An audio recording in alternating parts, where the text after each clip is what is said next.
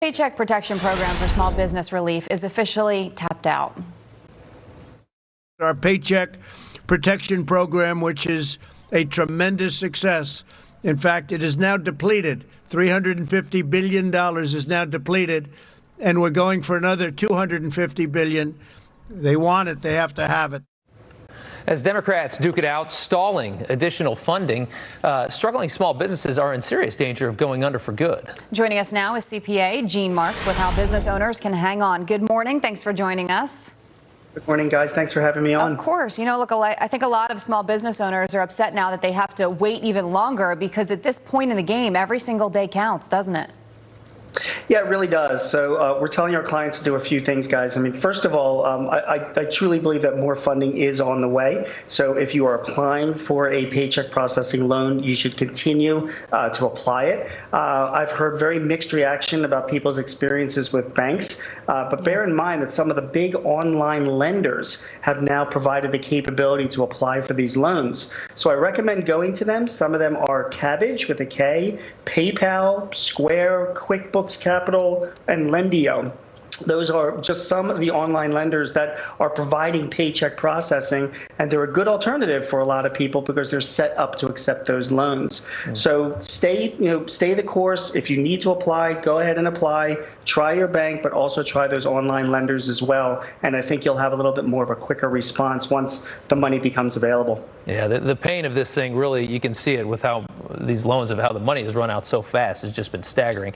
Let's look at the stats here from business closures. 1 in 4 small businesses in this country have shut down temporarily. That is a lot.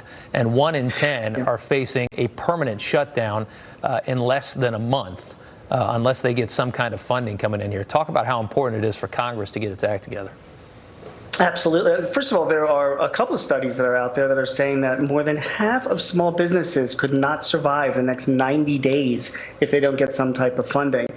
Putting aside their own issues with cash flow, it does bring up a big issue from the federal government. They have to step up and provide this funding to small businesses. This is, remember, this is a shutdown that excuse me, the government caused, and rightly so, but it's forced so many people to slow down and shut operations that they need that type of support. So I am urging both Democrats and Republicans, please, to get together, pass a bill, get more money into the hands of small businesses. They really need it. I've heard a number of stories of people having better luck with some smaller banks than some of the larger ones right now. Again, it's like mixed reactions. So without voicing my complaints about the larger banks, I think a lot of that has been said in the media. You will have more success, I believe, with a community and independent bank because the bankers themselves have more relationships with the people that they're doing business with. Having said that, some of those bankers are not as well versed in all of the language for small business association loans, so you might hit some roadblocks there. That's why I really like the online lenders, only because they have infrastructure to handle a lot of loans. This is what they do already. Some of the smaller banks don't have that technology infrastructure in place, and I'm hearing from some clients that the process has taken longer. So again, we're pointing our clients to the online lenders. We've had the most success with them so far. Okay. Now, the president itching to get this economy back up and going. It was his pride and joy before this. Let's take a listen. Look, I don't want anyone coming back that isn't in position to come back. We want them to come back when they're ready, but they're really heading in a good direction, and I think it'll be much faster than people think. I think it'll be quicker, but it's got to be safe.